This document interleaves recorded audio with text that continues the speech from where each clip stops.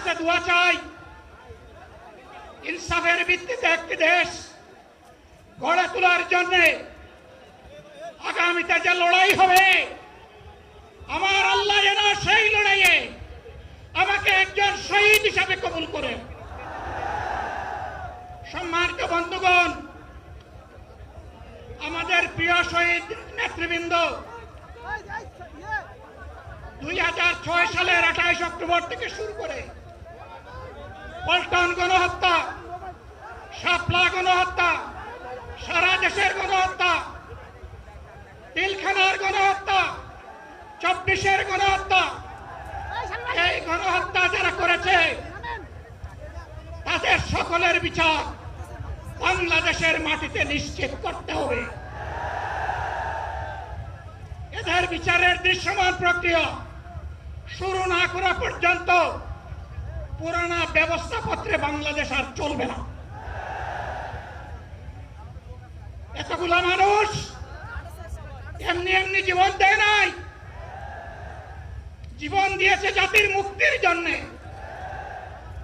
যদি বস্তা ফুটা পুরানা সবকিছুই টিকে থাকবে, তাহলে কেন তারা জীবন দিয়েছিল?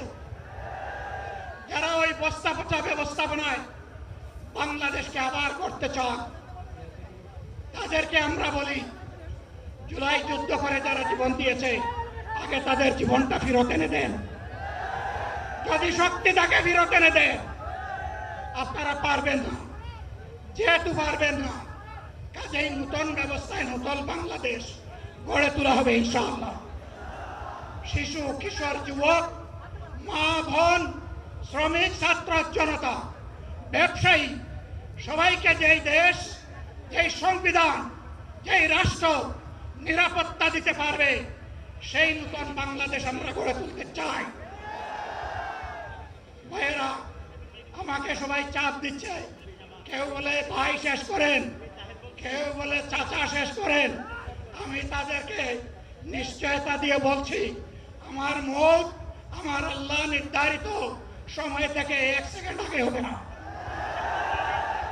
এবং হায়াত যা দিয়েছেন তার 1 সেকেন্ড আগেও আমি যাব না। অতএব মহান আল্লাহর কাছে আবারও তৌফিক চাই। আপনাদের কাছে যে কষ্ট হয়েছে আপনারা, আমি তো এখানে শান্তিতে বসাছিলাম, আর চতুর্দিকে শুধু দৃষ্টি বুলাচ্ছিলাম। কি কষ্ট হচ্ছে আমার ভাইদের।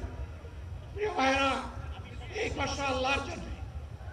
এই কষ্ট কার জন্য? ইনশাআল্লাহ